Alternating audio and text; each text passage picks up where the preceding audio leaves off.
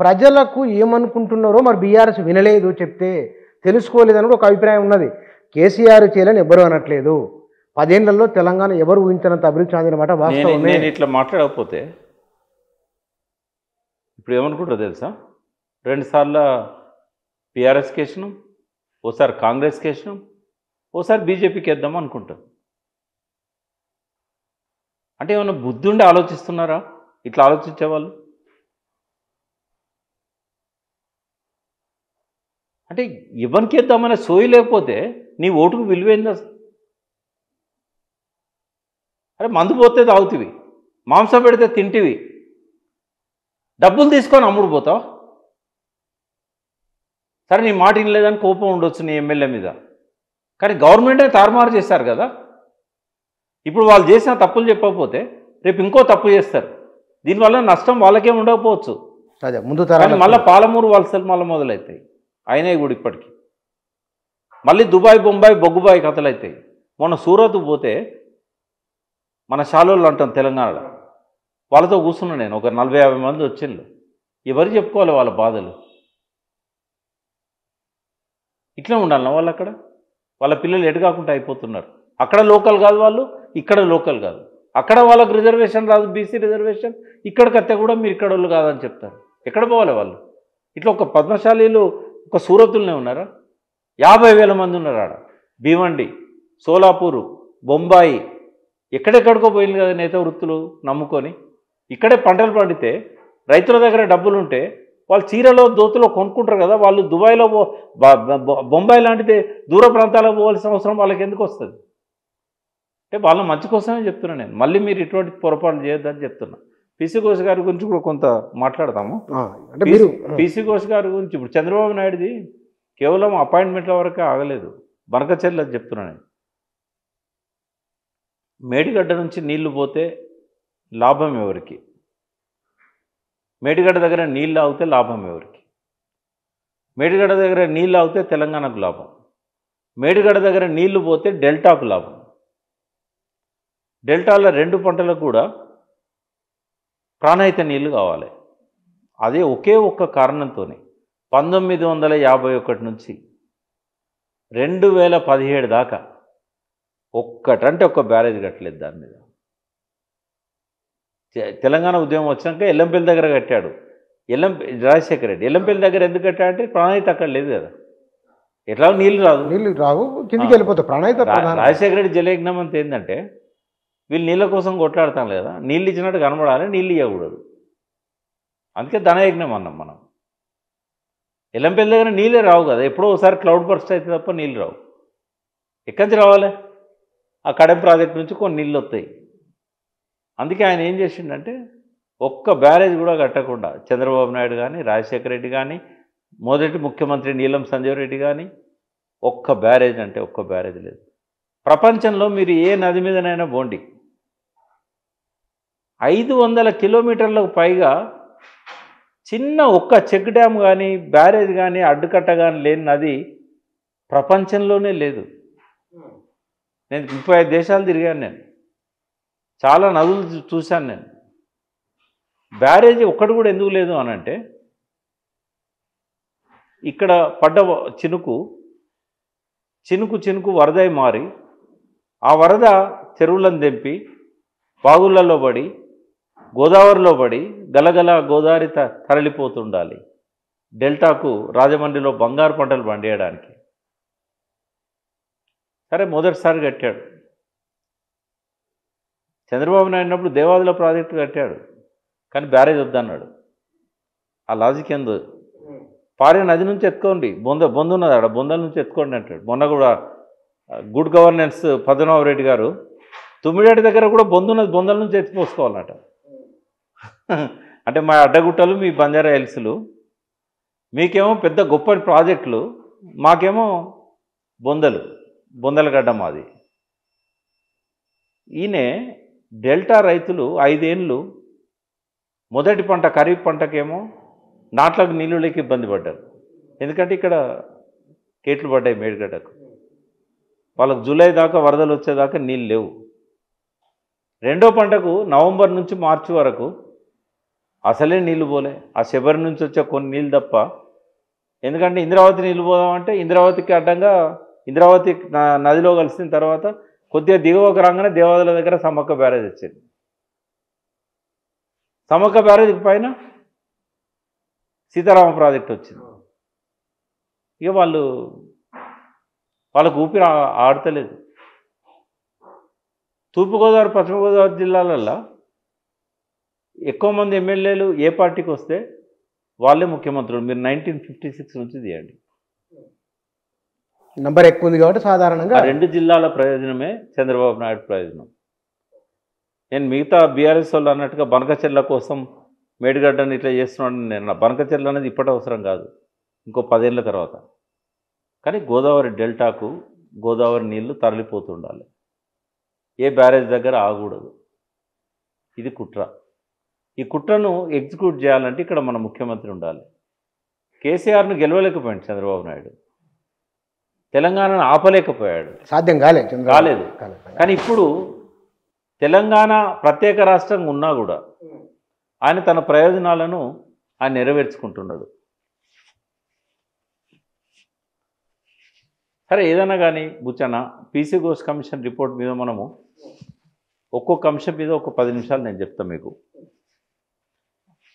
అది ఎందుకు నేను ఇందాక అన్నట్టు పనికిరాదు అనంటే,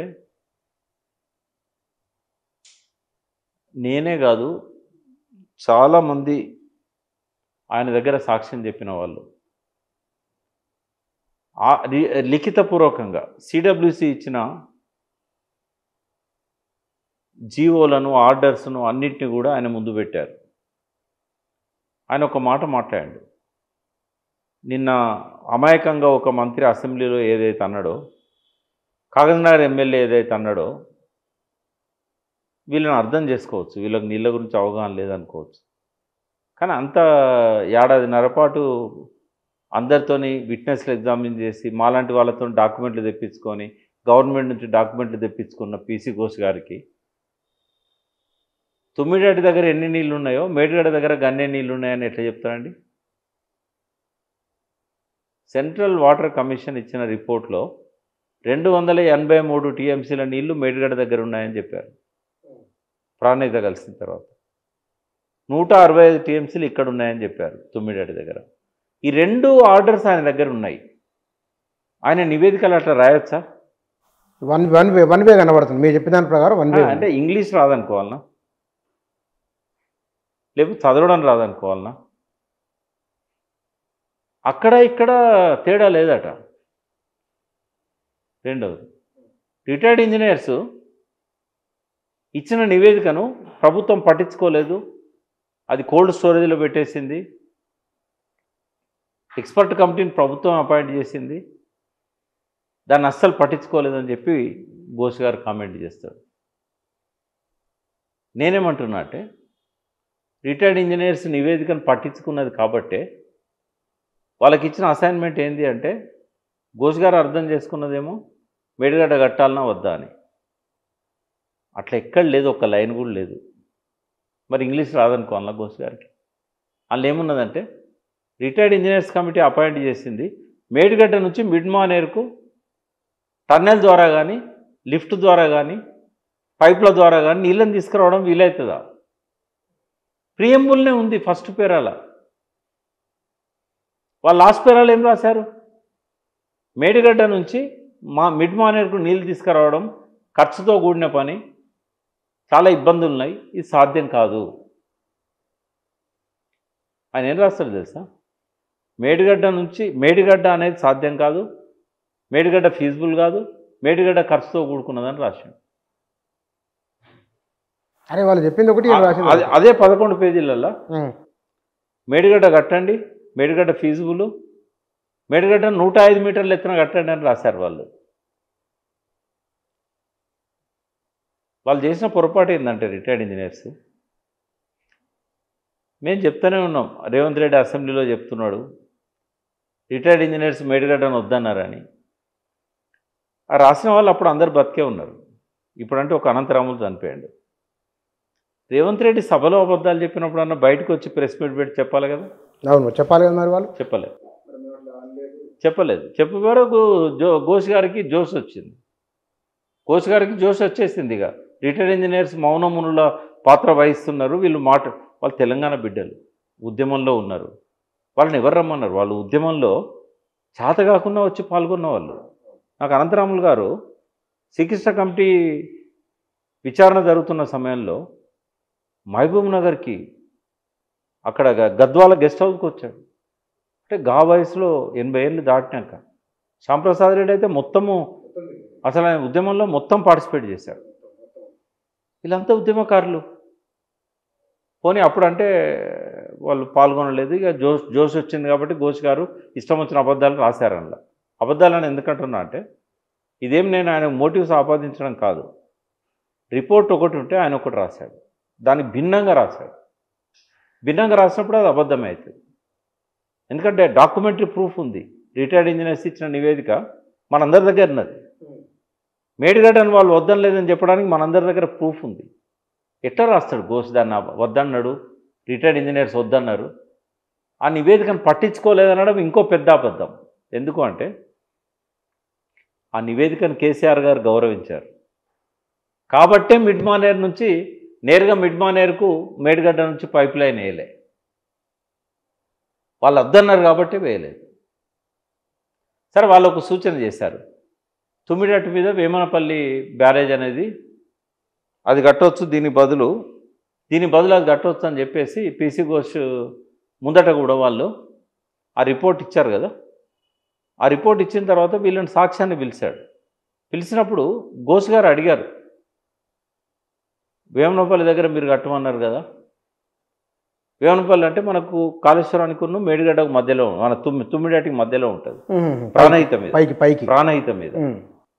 ఇటు కాళేశ్వరానికి దగ్గర ఉంటుంది, తుమ్మిడటికి కొంచెం దూరం ఉంటుంది.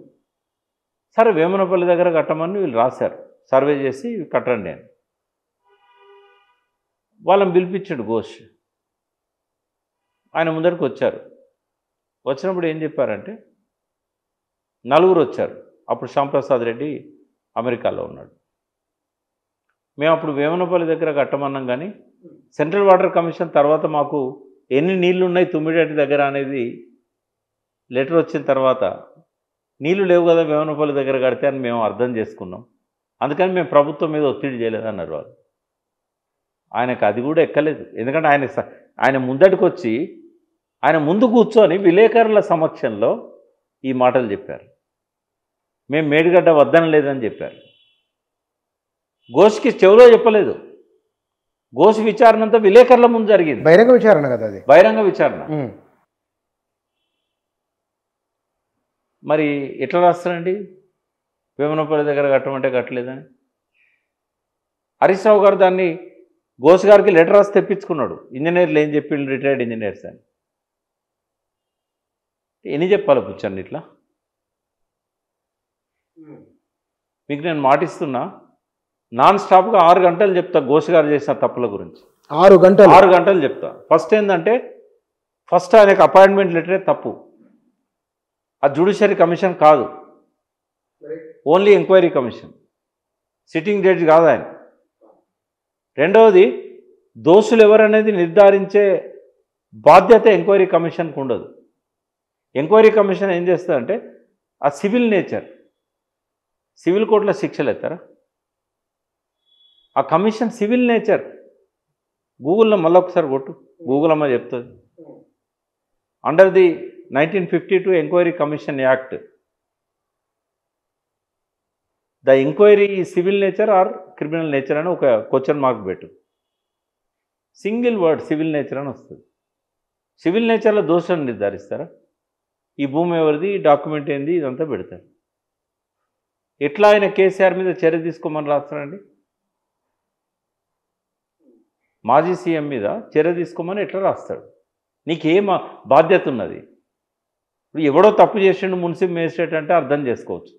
తలబండిన supreme court retired judge 1952 enquiry commission act చదవలేదా?